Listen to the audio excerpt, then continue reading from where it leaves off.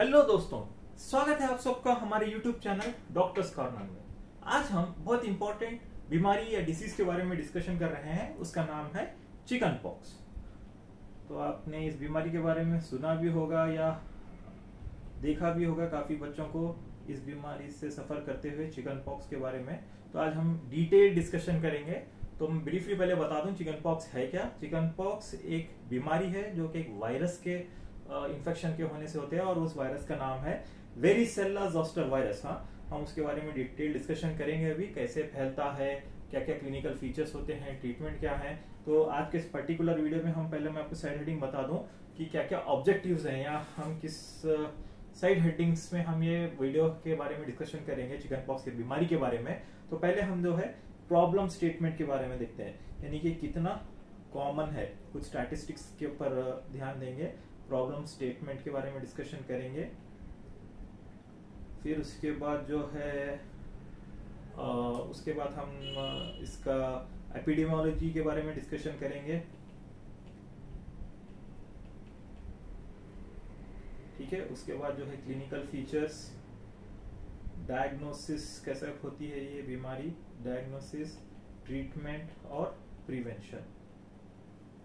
एक brief history के बारे में भी डिस्कशन करेंगे। ठीक है, तो वन बाय वन अभी हम डिटेल डिस्कशन करते हैं इस पर्टिकुलर वीडियो में। तो पहले आते हैं प्रॉब्लम स्टेटमेंट में। तो ये कितना कॉमन है ये बीमारी। ठीक है, तो ये देखिए ऑल ओवर वर्ल्ड यानी कि वर्ल्ड वाइड ये बीमारी देखी जाती है चिकन पॉक्स। इंडिया में ही नहीं, दूसरे कंट्रीज में भी ये पाई जाती है। तो एक स्टडी के मुताबिक इन द ईयर 2013 में ग्लोबली अराउंड 140 मिलियन केसेस थे। ठीक है, 1 मिलियन यानी कि 10 लाख। तो 140 मिलियन केसेस जो है ऑल ओवर वर्ल्ड पाए गए थे।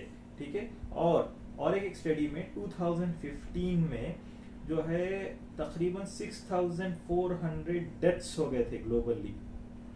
ठीक है, 6400 डेथ्स हो गए थे पूरे वर्ल्ड में। ठीक है, फिर अगर हम इंडिया का डाटा देखें तो 2018 में ये जो डेथ्स हुए थे ये वेरिसेला जोस्टर वायरस की वजह से। ओके, ये जो है दो बीमारी करता है, एक तो चिकन पॉक्स और एक होता है herpes zoster। के बारे में भी मैं आऊंगा। अभी राइट नाउ ये प्रॉब्लम स्टेटमेंट, थोड़े स्टैटिस्टिक्स देख लीजिए।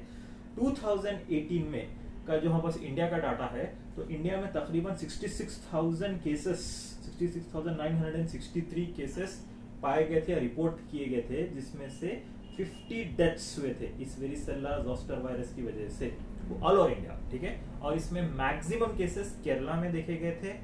तकरीबन 66,000 में 34,000 केरला में थे, और मैक्सिमम डेथ्स वेस्ट बंगाल में 50 में से 31 डेथ्स वेस्ट बंगाल में हुए थे। तो ये रहा एक इंडिया का भी डाटा, प्रॉब्लम स्टेटमेंट। ठीक है, अब आते हैं हिस्ट्री में। ये चिकन पॉक्स के बारे में ह्यूमन काइंड को कब से पता है। तो हिस्ट्री में देखिए 16th सेंचुरी से तकरीबन चिकन पॉक्स के बारे में डाटा अवेलेबल है, लेकिन मॉडर्न मेडिसिन में हमको इसके बारे में फर्स्ट कब पता चला, 1875 में रुडोल्फ स्टेनर। ओके, ये जो साइंटिस्ट है, इन्होंने पहली बार चिकन पॉक्स को क्या किया, जो लीजन्स होते हैं चिकन पॉक्स में, जो है इस तरह के स्किन में लीजन्स होते हैं, तो इसमें जो ब्लिस्टर्स में जो फ्लूइड होता है, वेसिकल्स में जो फ्लूइड होता है, वो फ्लूइड को इनोकुलेट करके दूसरे में डाल के देखा तो वो फैल रहा था, तो दूसरे में बीमारी जा रही थी। तो पहली बार ये चिकन पॉक्स के बारे में जो है पता चला। ठीक है, 1875 में। उसी तरह 1954 में और एक साइंटिस्ट थॉमस वेलर। ओके, 1954 में थॉमस वेलर, इन्होंने जो है पहली बार चिकन पॉक्स वायरस को आइसोलेट किया कल्चर मीडिया में। ठीक है, और उसकी मॉर्फोलॉजी स्टडी करी तो कुछ इस तरह ये वायरस दिखता है। हाँ, हम ज्यादा डिटेल में नहीं जाएंगे, माइक्रोबायोलॉजी सब्जेक्ट में आता है, ये कितने साइज का होता है, कितना होता है, हम उसके बारे में ज्यादा डिस्कशन नहीं करेंगे। हम बेसिकली जो है इन साइड हेडिंग्स में डिस्कस करेंगे। ठीक है, तो ये प्रॉब्लम स्टेटमेंट हो गया, हिस्ट्री हो गया। और इसका नाम चिकन पॉक्स क्यों पड़ा, क्या ये चिकन खाने से होता है? नहीं, तो नाम चिकन पॉक्स क्यों हुआ? तो यूजुअली इसमें जो लीजन्स होते हैं, जो स्किन में जो ऐसे रैशेस होते हैं, वो चिक पीस की तरह पाए जाते हैं। ये जो ब्लिस्टर्स होते हैं, तो वो एक उस वजह से हुआ है। उसका नाम एग्जैक्टली पता नहीं क्यों हुआ है, बट एक कॉमन रीजन दिया गया है, चिक पीस की तरह नजर आता है इस वजह से। ठीक है, तो खैर ये प्रॉब्लम स्टेटमेंट और हिस्ट्री थी। अब आते हैं मेन टॉपिक पे, तो ध्यान से सुनिएगा इसके बारे में। Epidemiology, community medicine, third year MBBS में ये क्वेश्चन पूछ सकता है 10 मार्क्स में। Describe the epidemiology of the chickenpox. और ये पीडियाट्रिक्स और जनरल मेडिसिन में भी मेन क्वेश्चन या मेन केस होता है, और as a clinician, as a doctor आपको इस बारे में डिटेल मालूम होनी चाहिए इसको ट्रीटमेंट करने के लिए, ठीक है। तो अब आते हैं इसके हम मेजर थिंग एपिडेमियोलॉजी। तो अब जैसे कि आप जानते हैं एपिडेमियोलॉजी में जो है 3 इंपॉर्टेंट चीजें होती हैं। एक होता है एजेंट, एक होता है होस्ट, और एक होता है एनवायरनमेंट। ओके, 3 इंपॉर्टेंट चीजें होते हैं, एजेंट, होस्ट और एनवायरनमेंट। ये 3 फैक्टर्स के बारे में हमें डिस्कशन करना है। पहले आते हैं हम एजेंट फैक्टर्स के बारे में, ठीक है। एजेंट, जैसे मैंने आपको स्टार्टिंग में ही बता दिया था कि ये जो चिकन पॉक्स है ये होता है वेरिसेला जोस्टर वायरस। तो याद रखिए एजेंट क्या है, ये जो बीमारी है चिकन पॉक्स एक वायरस से होती है, और उस वायरस का नाम याद रख लीजिएगा, उसका नाम है वेरिसेला जोस्टर वायरस। तो एजेंट का नाम क्या है, ये बीमारी जो फैलाता है, जो करता है, जैसे कि कोरोना वायरस होता है उसी तरह एक और एक वायरस है जिसे हम वेरिसेला जोस्टर वायरस भी कहते हैं, ठीक है। इस वजह से चिकन पॉक्स का एक दूसरा नाम भी है, उसको जस्ट हम वेरिसेला भी कहते हैं। चिकन अगर वेरिसेला अगर किसी ने कह दिया उसका मतलब चिकन पॉक्स ही है, ठीक है। तो चिकन पॉक्स होता है किस चीज से, वेरिसेला जोस्टर वायरस से। इस वायरस को और एक नाम दिया गया है, इसको human herpes virus 3, more specifically human herpes alpha. Okay, alpha human herpes virus की जो किस्म होती है, ह्यूमन हर्पेस वायरस 1, 2, 3 होता था, ह्यूमन हर्पेस वायरस 3 का ये वायरस है। ये फैमिली से बिलोंग करता है, हर्पेस फैमिली से। तो इसका वायरस या एजेंट का नाम याद रखिए वेरिसेला जोस्टर वायरस, इसको ह्यूमन हर्पेस वायरस 3 और अल्फा इसका स्पेसिफिकली ये एजेंट या वायरस का नाम है। अभी देखिए ये जो वायरस है वेरिसेला जोस्टर वायरस, ये 2 बीमारी करता है। अगर किसी को पहली बार इस वायरस से इंफेक्शन हो, यानी कि प्राइमरी इंफेक्शन हो, जो कि आमतौर पर बच्चों में होता है, तो अगर ये प्राइमरी इंफेक्शन हुआ यानी कि फर्स्ट बार हुआ है किसी इंसान को, तो वो एक बीमारी कहलाता है, करता है, वो आमतौर पे बच्चों में करता है 10 साल के अंदर। तो वो बीमारी का नाम होता है चिकन पॉक्स, ठीक है। तो चिकन पॉक्स जो है वेरिसेला जोस्टर वायरस से होता है। तो यूजुअली ये माइल्ड बीमारी होती है, कुछ दिन तक फीवर होता है, कुछ दिन तक ब्लिस्टर्स होते हैं, रैशेस होते हैं, चले जाते हैं, उसके बारे में हम डिस्कशन करेंगे क्लिनिकल फीचर्स में। लेकिन थोड़े दिनों कुछ हजरात में या कुछ लोगों में ये जो वायरस है यूजुअली लेटेंट रहता है, यानी कि रिकवरी होने के बाद, ट्रीटमेंट खत्म हो गया, ये बीमारी खत्म हो गई, रैशेस खत्म हो गए, होने के बाद जो है जो नर्व्स होते हैं, हाँ, इसके नर्व्स जैसे क्रेनियल नर्व्स है, सेंसरी रूट गैंग्लिया है, हाँ, ये जो भी दूसरा सेंसरी गैंग्लिया है, उसके अंदर जाके डॉर्मेंट रहते हैं, यानी कि वो इन्फेक्शन नहीं करेंगे, लेकिन वायरस जो है नर्व्स में जाके रहेगा, बहुत सालों तक रहेगा। तो जब वो बच्चा बड़ा हो जाएगा, मान लीजिए किसी बच्चे में हुआ था तो 5 साल की उम्र में हुआ था, 4 साल की उम्र में हुआ था, हाँ, तो होके एक 8-10 दिन में ठीक भी हो गया। उसके बाद अगर उसके बाद फिर से ये वायरस जो है नर्व्स में जाके छुप जाता है, वो कुछ होता नहीं, और जब वो बड़ा हो जाता है, कभी कभार कभी किसी वजह से इम्यूनिटी कम हो जाए या इम्यूनो सप्रेसिव ट्रीटमेंट दिया जाए, तो इम्यूनिटी, सेल मीडिएटेड इम्यूनिटी कम हो जाने के बाद ये वायरस फिर से स्पार्क करेगा और एक बीमारी करेगा बड़ों में आमतौर पे। उस बीमारी को कहते हैं हर्पेस जोस्टर, इस तरह। ओके, तो पर्टिकुलर इसकी खुसूसी क्या है, रैश अराउंड द नर्व की जो पाथवे है, जिस नर्व में डॉर्मेंट था, जैसे इम्यूनिटी खत्म हो गई, वो इम्यूनिटी से ये जो रैश में ये पे होगा, तो हर्पेस जोस्टर कहते हैं उसको, ठीक है, हर्पेस जोस्टर। तो इसका और एक नाम है शिंगल्स भी कहा जाता है। तो याद रखिए 2 बीमारियां हैं, एक बीमारी है चिकन पॉक्स और एक बीमारी है हर्पेस जोस्टर। ये दोनों बीमारियों का कारण या रीजन है वेरिसेला जोस्टर वायरस। तो वेरिसेला जोस्टर वायरस, जिसको ह्यूमन हर्पेस वायरस 3 भी कहते हैं, ये 2 बीमारी करेगा।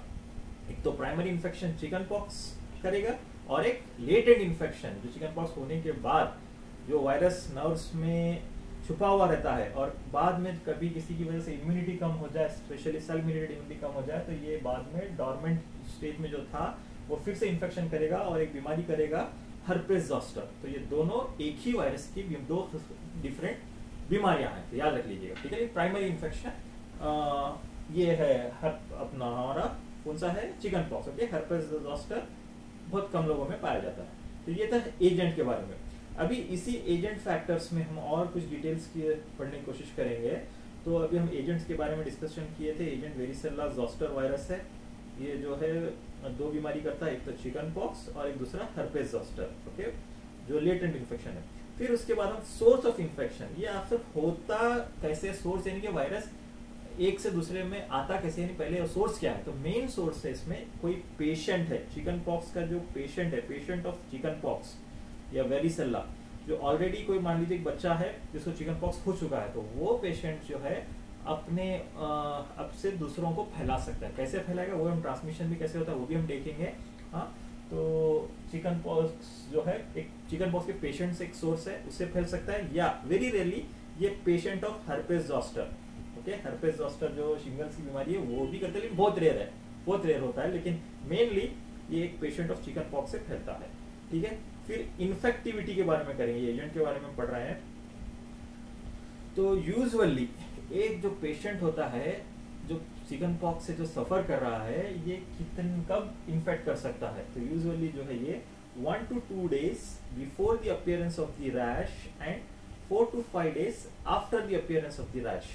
यानी कि जो ये टिपिकल रैश होता है स्किन पे, जो ये ब्लिस्टर्स, हाँ ये दाग जो दिखते हैं लाल कलर के, तो ये जो रैश या ब्लिस्टर्स या दाग या जो वैसा का जो भी पहले हम उसके बारे में आएंगे, जो टिपिकल रैश कैसे लगता है, तो ये जो दाग दिखने के 2 दिन पहले और दाग दिखने के 4 से 5 दिन बाद तक जो पेशेंट होता है जिस पे ये रैशेस आते हैं वो इन्फेक्टिव होता है। इन्फेक्टिव यानी कि दूसरों को फैला सकता है। ठीक है, तो याद रखिए इन्फेक्टिविटी 1 से 2 दिन पहले, यानी कि अभी रैश आया भी नहीं तो भी दूसरों को फैला सकता है। ठीक है, क्योंकि उसके अंदर वायरस रहता है, और रैश आने के 4 से 5 दिन तक रहता है। जनरली जब क्रस्ट फॉर्म हो जाता है, यानी कि हील हो जाता है, तो क्रस्ट होने के बाद दूसरों को नहीं फैलता है, इट सीजेस टू स्प्रेड कहते हैं। ठीक है, तो ये थी इन्फेक्टिविटी।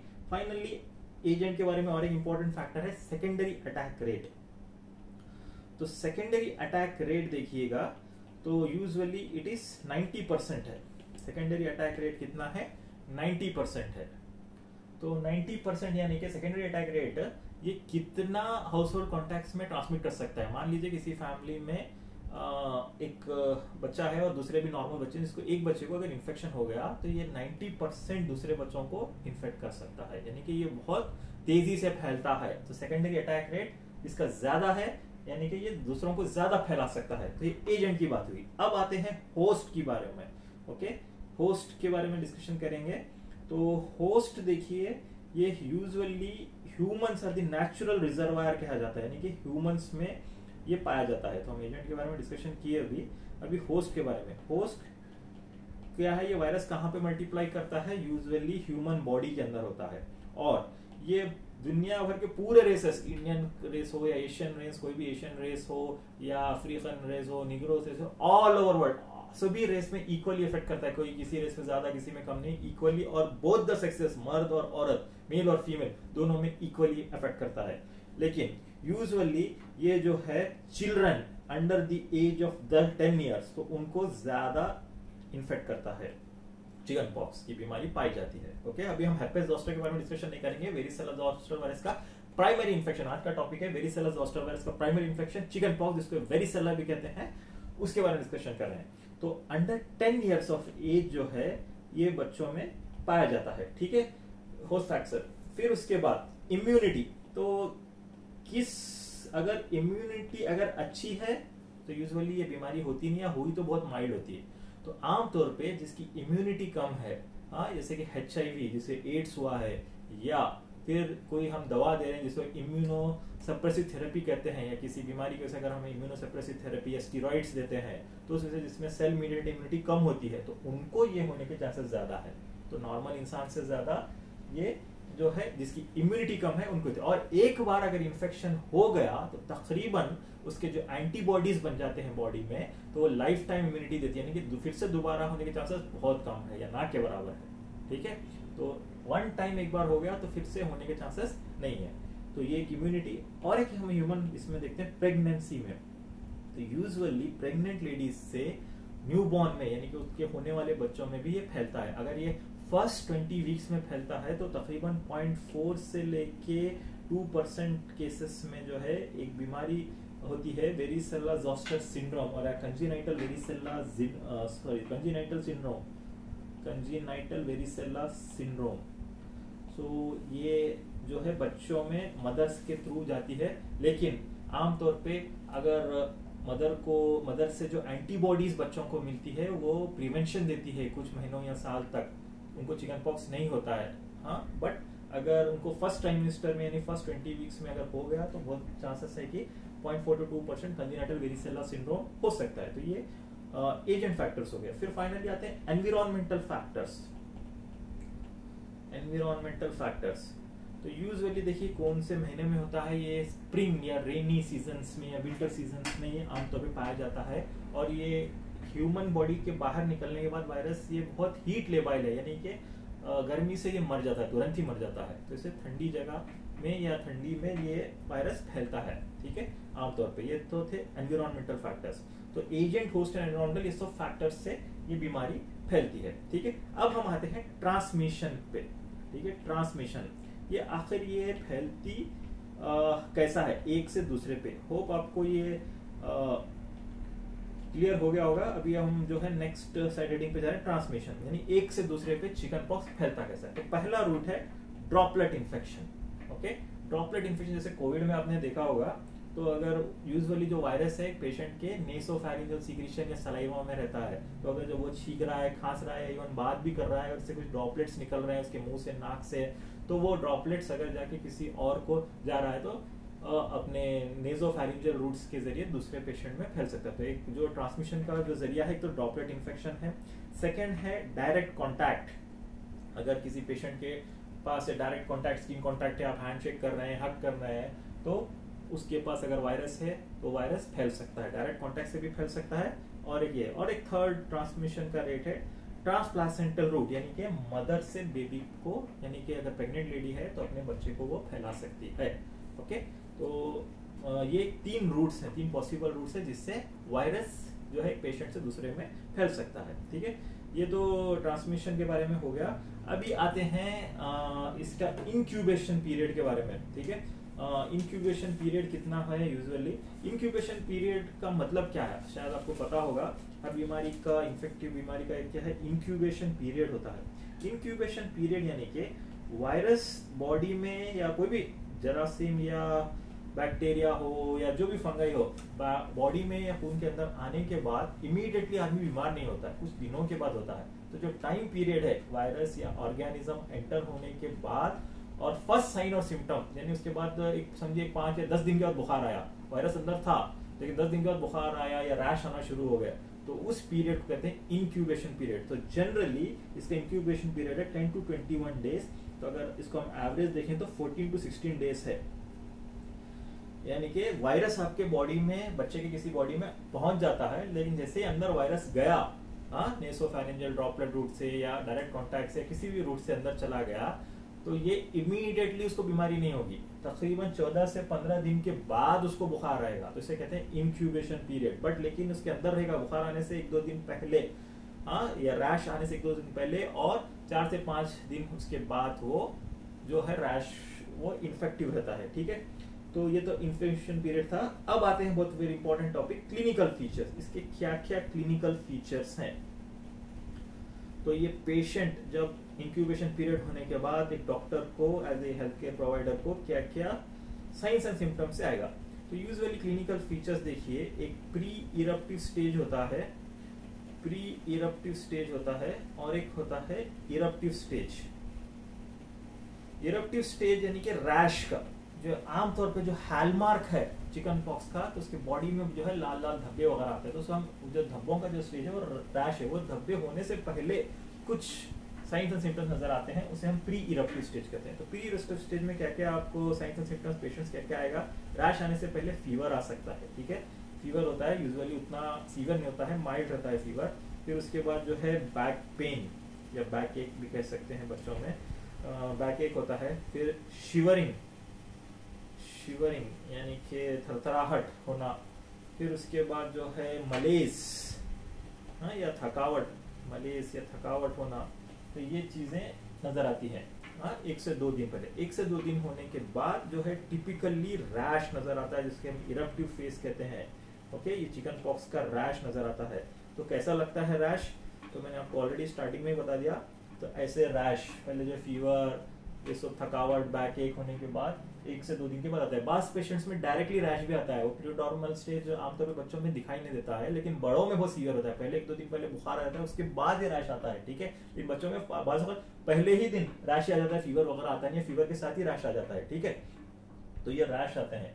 तो अब ये रैश कैसा रहता है, तो हम कैसे दूसरी बीमारियों से डिफरेंशिएट करें। तो देखिए इसका रैश का जो डिस्ट्रीब्यूशन है ये सेंट्रीपिटल है, यानी कि सेंटर में ज्यादा होता है और पेरिफेरी में बहुत कम होता है। तो टिपिकली सोल्स या पाम्स या सोल्स में टिपिकली नहीं होता है, लेकिन एक्जिला में हो सकता है। तो जैसे जैसे सेंटर से बाहर जाते रहता है तो ये जो है रैश की मात्रा कम होती है, लेकिन सेंटर में, फेस में, कमर में, ये शोल्डर्स के पास, चेस्ट के साइड और पीछे के हिस्से में इस यहाँ पर रैश नजर आती है, लेकिन डिस्ट्रीब्यूशन।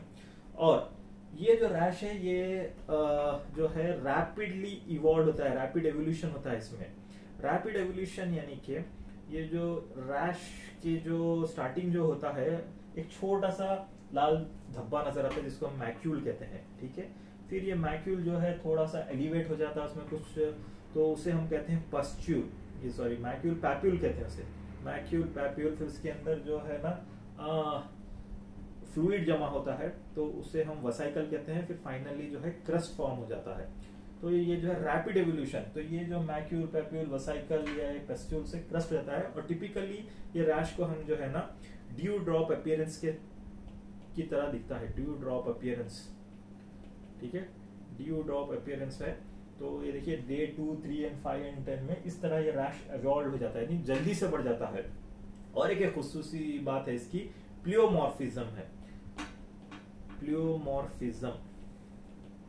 तो प्लियोमॉर्फिज्म यानी कि एक ही साथ हमें पूरे चारों स्टेजेस दिखेंगे, मैक्यूल, पैप्यूल, वेसिकल और स्कैब्स एक साथ देखेंगे। अलग अलग क्रॉप्स पैदा होते रहते हैं, 4 से 5 दिन तक ये चलता रहेगा, 1 हफ्ते तक ये तकरीबन पूरे क्रॉप्स से खत्म हो जाएंगे। और जैसे ही ये फीवर कम हो जाता है तो फीवर भी कम हो जाता है। तो हर फीवर अगर और एक नया फिर से क्रॉप्स आ रहा है तो फिर से फीवर बढ़ जाता है। तो इसी तरह ये प्लियोमॉर्फिज्म होता है और साथ में फीवर भी नजर आते हैं। तो टिपिकल क्लिनिकल फीचर से तकरीबन डायग्नोसिस हमें बहुत क्लियरली समझ जाता है। और अगर किसी फैमिली में ऑलरेडी चिकन पॉक्स का पेशेंट है या बच्चा है तो उससे इसको फैल गया होगा तो ये कंफर्म हो जाता है, ठीक है। फिर उसके बाद अभी हमने डिस्कशन किया क्या क्या किया, हमने हिस्ट्री के बारे में डिस्कशन किया, उसके प्रॉब्लम स्टेटमेंट के बारे में डिस्कशन किया, फिर एपिडेमियोलॉजी और क्लिनिकल फीचर्स के बारे में डिस्कशन किया है। अब ये हम इसके कॉम्प्लिकेशंस पे आते हैं। यूजुअली ये बहुत माइल्ड होता है, कोई कॉम्प्लिकेशंस होता नहीं है बच्चों में और खुद ब खुद सेल्फ लिमिटिंग कम हो जाता है। हम ट्रीटमेंट में भी आएंगे, खुद ब खुद कम हो जाता है। हमें उस पेशेंट को बस आइसोलेट करना पड़ता है। ट्रीटमेंट क्या करना है उसके बारे में डिस्कशन करेंगे अभी। पहले कॉम्प्लिकेशन, अगर ये ट्रीटमेंट होने के बाद अगर सही से ट्रीटमेंट नहीं हुआ तो कुछ कॉम्प्लिकेशंस कर सकता है, जो कि रेयर है फिर भी कुछ बच्चों में नजर आता है। तो क्या है, तो मोस्ट कॉमन कॉम्प्लिकेशन क्या है इसका? मोस्ट कॉमन कॉम्प्लिकेशन देखिए इसका है secondary bacterial infection. Most common complication secondary bacterial super infection of the skin. जो ये स्किन पे जो वायरल ब्लिस्टर्स वगैरह है इसमें बैक्टीरिया भी आके जमा हो जाते हैं तो उसको सुपर इंफेक्शन कहते हैं। ऑलरेडी वायरस इंफेक्शन था उसमें बैक्टीरिया भी आके जमा हो जाएगा तो स्किन का। सो मोस्ट कॉमन जो है स्किन पे ही सेकेंडरी बैक्टीरियल इंफेक्शन हो गया और ये कुछ इस तरह नजर आएगा, ठीक है। तो यहाँ पे जो स्ट्रेप्टोकोकस या स्टेफिलोकोकस जो बैक्टीरिया जमा होकर फिर यहाँ पे पस जमा हो जाएगा, ये मोस्ट कॉमन कॉम्प्लिकेशन है। मोस्ट कॉमन एक्स्ट्रा क्यूटेनियस यानी स्किन के अलावा, यूजुअली ये स्किन की बीमारी है, स्किन में लीजन्स दिखते हैं, बाकी के सिस्टमिक डिसऑर्डर्स ज्यादा नहीं होता, बस मामूली सा फीवर वगैरह होता है, ठीक है। तो एक्स्ट्रा क्यूटेनियस अगर मोस्ट कॉमन अगर हम कॉम्प्लिकेशन देखें, एक्स्ट्रा क्यूटेनियस यानी स्किन पे तो सुपर इन्फेक्शन ऑफ बैक्टीरिया होता है। So most common extra cutaneous यानी स्किन के अलावा मोस्ट कॉमनली होता, तो ये कॉम्प्लिकेशन बहुत रेयर है क्योंकि इम्यूनिटी अच्छी होती है। जिसकी इम्यूनिटी कमजोर है या सेल में किसी बीमारी की वजह से या कोई ट्रीटमेंट की वजह से भी इम्यूनिटी कमजोर हो सकती है, जैसे कि इम्यूनोसप्रेसिव थेरेपी दे रहे हैं या स्टीरॉइड दे रहे हैं, तो अगर सेल मीडिएटेड इम्यूनिटी कम हो रही है तो उनमें ये कॉम्प्लिकेशन देखी जाती है आमतौर पे। तो मोस्ट कॉमन एक्स्ट्रा क्यूटेनियस यानी कि स्किन के अलावा कहाँ पे होता है, नर्वस टिश्यू इफेक्ट हो जाता है। तो नर्वस टिश्यू अगर इफेक्ट हो गया तो न्यूरोलॉजिकल सिम्टम्स यानी कि दिमाग के सिम्टम्स जैसे कि encephalitis, meningitis, transverse myelitis, Reye's syndrome. अगर एस्पिरिन अगर हमने दिया तो उसके साथ रेइस सिंड्रोम होने के भी चांसेस है। ये शिंगल्स यानी हर्पेस जोस्टर की है, हम बाद में डिस्कशन करेंगे ये किसी और वीडियो में। अभी हम चिकन पॉक्स पे कहते हैं ये न्यूरोलॉजिकल मोस्ट कॉमन एक्स्ट्राक्यूटेनियस कॉम्प्लिकेशंस है। फिर उसके बाद मोस्ट सीवियर कॉम्प्लिकेशन यानी बहुत डेंजरस मोस्ट सीवियर कॉम्प्लिकेशन क्या है? मोस्ट सीवियर कॉम्प्लिकेशन है वेरिसेला निमोनिया। लंग्स में अगर ये वायरस चले जाए तो निमोनिया कर देता है। हाँ, तो ये सीरियस कंडीशन हो सकता है। हालांकि सीएनएस कॉम्प्लिकेशन है लेकिन ये यूजुअली माइल्ड हो जाता है। हाँ, ज्यादा उतना डेंजर नहीं होता है रेयरली, लेकिन अगर लंग्स में गए तो लंग्स में अगर निमोनिया होने के चांसेस हो गए, उसके सिम्टम्स होंगे खांसी होगी, सांस लेने में दिक्कत होगी। ठीक है, तो वायरल निमोनिया एक मोस्ट डेंजरस है। सो ये जो है कॉम्प्लिकेशन है। और एक कॉम्प्लिकेशन है अगर हम देखें तो फ्रॉम मदर टू बेबी, जैसे मैंने आपको बताया था कंजेनिटल वेरिसेला सिंड्रोम। ओके, ये आजकल बहुत रेयर है क्योंकि आजकल इम्यूनाइजेशन हो रहे हैं, सब हो रहे हैं, यूनिवर्सल प्रिकॉशन हो रहे हैं, तो बहुत रेयर एक कंजेनिटल वेरिसेला सिंड्रोम में जो होता है तो बेबी में जो वायरस चला जाता है तो उसमें उनको बाई बर्थ वायरस मिलता है। तो इस तरह का माइक्रोसिफेली, छोटा सर होता है और ऐसा लीजन्स नजर आते हैं। हाँ, हाथ पैर भी छोटे होते हैं, तो ये सब वेरी रेयर है। इसको कंजेनिटल वेरिसेला सिंड्रोम होता है। तो ये कॉम्प्लिकेशन, तो कॉम्प्लिकेशंस क्या होते हैं? तो सेकेंडरी बैक्टीरियल स्किन इन्फेक्शन हो सकता है। ओके, फिर या तो सीएनएस यानी न्यूरोलॉजिकल इन्वॉल्वमेंट हो सकता है, वेरिसेला न्यूमोना हो सकता है, या वेरिसेला ये हमारा कंजेनिटल वेरिसेला सिंड्रोम भी हो सकता है। ठीक है, यानी कि पेरीनेटल वेरिसेला। तो ये तो थे कॉम्प्लिकेशंस के बारे में। अब आते हैं हम लैबोरेटरी डायग्नोसिस के बारे में। लैब डायग्नोसिस, तो हम इसको लैब में कंफर्म क्यों करें, कैसे करें? तो यूजुअली इसकी जरूरत नहीं पड़ती है। क्लिनिकली हम तकरीबन 100% श्योर होकर बोल सकते हैं कि ये चिकन पॉक्स है, एक्सपीरियंस है। फिर भी अगर कंफर्म करना है तो लैब में कैसे टेस्ट करें, प्रूफ करें कि ये चिकन पॉक्स की बीमारी ही है। तो देखिए, एक लैब में बहुत से टेस्ट अवेलेबल हैं। तो मोस्ट इंपॉर्टेंट है पॉलीमरेज चेन रिएक्शन। तो वेरिसेला जोस्टर वायरस का डीएनए देख सकते हैं, पीसीआर। हाँ, जैसा हमने कोरोना वायरस में पीसीआर वगैरह करते थे ना, तो उसी तरह इसका भी पीसीआर पॉलीमरेज चेन रिएक्शन का जो किट है, हाँ पीसीआर का किट है, पीसीआर से हम मालूम कर सकते हैं। उसी तरह जो है कल्चर, वेरिसेला जोस्टर वायरस को अगर हम कल्चर में डेवलप करके अगर कल्चर में वायरस नजर आए तो वो भी हम डायग्नोस कर सकते हैं, एक तो पीसीआर के जरिए से और कल्चर की वजह से। फिर थर्ड वन है इम्यूनोफ्लोरेसेंस टेक्निक, जहाँ पे हम एंटीबॉडीज को देखते हैं, इम्यूनोफ्लोरेसेंस टेक्निक। तो अगर हमें आईजीएम या आईजीजी एंटीबॉडीज अगर इसके नजर आ रहे हैं तो वो भी एक कंफर्मेटरी है, बट ये पीसीआर और कल्चर जो है ज्यादा डायग्नोस्टिक है। तो उसके अगर हम चिकन पॉक्स के एंटीबॉडीज देख रहे हैं, उसके अलावा अगर हम वसाइकल्स जो रैश है उसके अगर हम लेके माइक्रोस्कोप में देखें, इसको स्मीयर बने तो जैंट स्मीयर कहते हैं, तो उसमें टाइप ए सेल्स और मल्टीन्यूक्लियर जैंट सेल्स माइक्रोस्कोप में नजर आते हैं। ओके, हिस्टोपैथोलॉजी से कहते हैं। या फिर अगर हम इलेक्ट्रॉन माइक्रोस्कोप में देखें तो ये वायरस भी हमें इलेक्ट्रॉन माइक्रोस्कोप जो वसाइकल्स में अगर हम उसका थोड़ा सा स्पेसिमेन लेके अगर देखें तो इवन इलेक्ट्रॉन माइक्रोस्कोपी से भी ये नजर आ सकता है। तो लैबोरेटरी डायग्नोसिस कैसे होती है? पहला तो PCR polymerase chain reaction, second culture, third immunofluorescence technique जिससे एंटीबॉडी होती है, और एक फोर्थ हिस्टोपैथोलॉजी यानी कि जैंट स्मीयर बना के, और फिफ्थ इलेक्ट्रॉन माइक्रोस्कोपी से करते हैं। तो ये हो गया लैब डायग्नोसिस। और फाइनली आते हैं ट्रीटमेंट पे। अब जैसे हमें कंफर्म हो गया चिकन पॉक्स का है, तो अभी हम ये पेशेंट को ट्रीट कैसे करें। तो मैं फिर से आपको एक मेडिकल डिस्क्लेमर देता हूँ कि ये जो हम टॉपिक ये बता रहे हैं, हम जो वीडियोस बना रहे हैं, it is only and only for medical education. ये मेडिकल एजुकेशन के लिए हम वीडियोस बना रहे हैं, जो कि एमबीबीएस स्टूडेंट्स या जो भी हेल्थ केयर से रिलेटेड स्टूडेंट्स है, ताकि उनको बेनिफिट हो। तो कोई भी नॉर्मल आम नॉन मेडिकल आदमी अगर ये देख रहे हैं तो ये देख के अपना सेल्फ इलाज ना करें। किसी भी डॉक्टर या हेल्थ केयर प्रोवाइडर जो भी आपके अतराफ है उनसे जाके सहायता लें अगर बीमारी वाकई में है, या जस्ट नॉलेज के लिए देखें। लेकिन कभी ये वीडियोस देख के हमारी ये और कोई भी और वीडियोस देख के आप अपना सेल्फ ट्रीटमेंट ना करें। ठीक है, तो चलिए ट्रीटमेंट क्या करें। यूजुअली जैसे मैंने बताया बहुत माइल्ड है, ये सेल्फ लिमिटिंग डिसीज है, ये खुद ब खुद कम हो जाएगी, कोई ट्रीटमेंट की स्पेसिफिक जरूरत नहीं है। लेकिन हमें कुछ सावधानियां लेनी पड़ेगी। पहले सावधानी है आइसोलेशन। ठीक है, जैसे ही अगर किसी बच्चे में ये होता है, आमतौर पे बच्चों में ही पाई जाती है लेस देन 10 ईयर्स, तो हमें बच्चे को एक 6 दिन तक तकरीबन 5 से 6 दिन आइसोलेट करना है। क्यों आइसोलेट करना है? जैसे मैंने आपको इन्फेक्टिव पीरियड के बारे में बताया था, 1 से 2 दिन रैश आने से पहले और 4 से 5 दिन रैश आने के बाद। जैसे ही आपको रैश आया या फीवर आया या चिकन पॉक्स का सस्पेक्ट हो गया है तो उसको आइसोलेट कर लें, घर पे रखें। ताकि वो दूसरों से एक्सपोज ना हो, क्योंकि ये सेकेंडरी अटैक रेट ज्यादा है, दूसरों को वो फैला सकता है। ठीक है, हालांकि इतनी डेंजरस बीमारी नहीं है, फिर भी दूसरों को ना फैले उसको पहले आइसोलेट करते हैं। ठीक है, आइसोलेशन करना है। और पर्सनल हाइजीन के बारे में देखना है। तो हाइजीन क्या है, क्योंकि वो रैशेस होने की वजह से आमतौर पे खुजली वगैरह होती है, तो उसके बच्चे के नेल्स कट करें ताकि उसको करने से बैक्टीरियल इन्फेक्शन या दूसरा इन्फेक्शन ना हो। तो इस वजह से पर्सनल हाइजीन ये करें। फिर उसको जो है आमतौर पे कैलामाइन लोशन वगैरह लगाते हैं। ठीक है, ये बात स्टडी इसमें प्रूव नहीं है, बस ये जस्ट एक सूदिंग इफेक्ट देता है। ठीक है, और जो है उसको अच्छे से बात करें, यानी कि उसको अच्छे से सफाई करें, हम बॉडी को अच्छा क्लीन रखें। ओके, वेट मॉप से, वेट हॉट मॉप से उसको हमेशा बॉडीज को क्लीन रखें।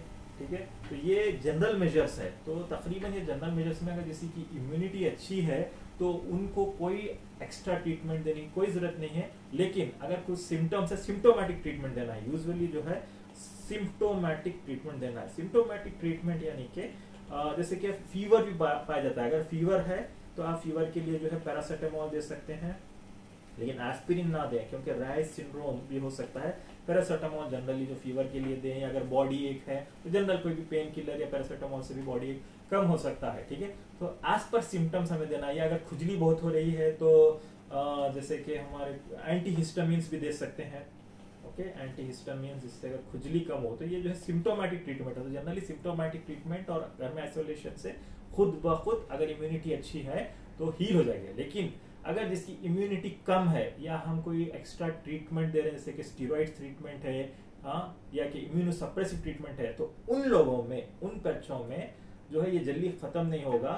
तो उनको, या अगर अडल्ट, अगर पहली बार अगर इन्फेक्शन अडल्ट में बहुत रेयर होता है, लेकिन अगर बचपन में नहीं हुआ और उन्होंने वैक्सीन भी नहीं ली और पहली बार ये वायरस को एक्सपोज हुए, अडल्ट में कुछ सीरियस हो जाता है। ये इन्फेक्शन ज्यादा सीरियस है, बच्चों में बहुत माइल्ड रहता है। तो ये अडल्ट में और कि जो इम्यूनोसप्रेसिव चिल्ड्रन में अगर ये सिम्टोमेटिक ट्रीटमेंट से कम नहीं हो रहा है या कुछ कॉम्प्लिकेशन के जरिए जा रहा है, तब एंटीवायरल्स का रोल है। आमतौर पे एंटीवायरल देते भी नहीं है और उसकी जरूरत भी नहीं पड़ती। तो बहुत से एंटीवायरल ड्रग्स हैं, जैसे कि एसाइक्लोवीर है, उसी की फैमिली का है वेलासाइक्लोवीर, ओके, फेमिसाइक्लोवीर, ओके, और एक है फॉस्कैरनेट। सो ये जो ड्रग्स हैं ये देते हैं। यूजुअली जो है इसकी जरूरत नहीं पड़ती। आमतौर पे एसाइक्लोवीर वगैरह ये एंटीवायरल ड्रग्स यानी कि वायरस को मार देते हैं, एंटीवायरल ड्रग्स हैं, तो जरूरत नहीं पड़ती। अगर दें तो जल्दी विदिन 24 to 48 आवर्स दें तभी इफेक्टिव होती है, वरना आमतौर पे इफेक्टिव नहीं होती है। लेकिन बड़ों में, स्पेशली अगर बड़ों में यानी कि अडल्ट्स में 20-25 साल की उम्र में या उससे ज्यादा उम्र में पहली बार इन्फेक्शन हो तो तब देना, क्योंकि वो कॉम्प्लिकेशंस के लिए बहुत ससेप्टिबल होती है। और अगर जैसे मैंने आपको बताया इम्यूनिटी कम है तभी ये दे, वरना जस्ट सिम्टोमेटिक मैनेजमेंट और पर्सनल हाइजीन से ये कम हो जाएगा। ठीक है, तो ये था ट्रीटमेंट के बारे में। अब हम इसको प्रिवेंशन कैसे करें, क्योंकि हमको इतनी पूरी एपिडेमियोलॉजी पता है, तो बाज़ वक़्त ये एपिडेमिक्स हो जाती हैं और एक से दूसरे को बहुत कॉमनली हो जाता है। तो हम इसको प्रिवेंट कैसे करें? तो प्रिवेंट करने के लिए देखिए दो चीजें हैं, एक तो है इम्यूनोग्लोबुलिन, वेरिसेला ज़ोस्टर इम्यूनोग्लोबुलिन, और एक है वैक्सीन।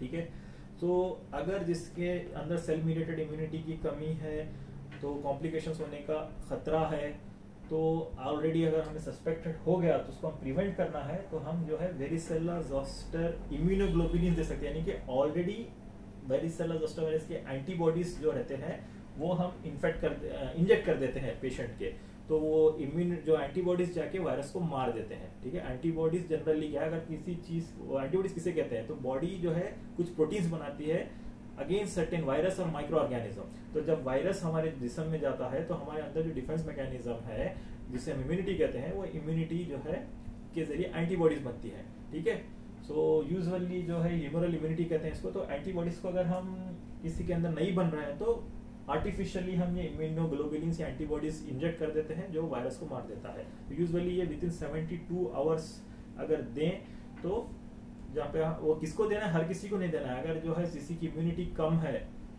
तो उनको ही देना है। तो 70 जैसे कि, और इवन प्रेग्नेंट लेडीज को भी दे सकते हैं, लेकिन जल्दी देना होगा। ठीक है, तो सस्पेक्ट करने के इमीडिएटली 72 आवर्स के अगर दें तो इफेक्टिव है। लेकिन इसको हम वायरस के वैक्सीन के साथ ना दें।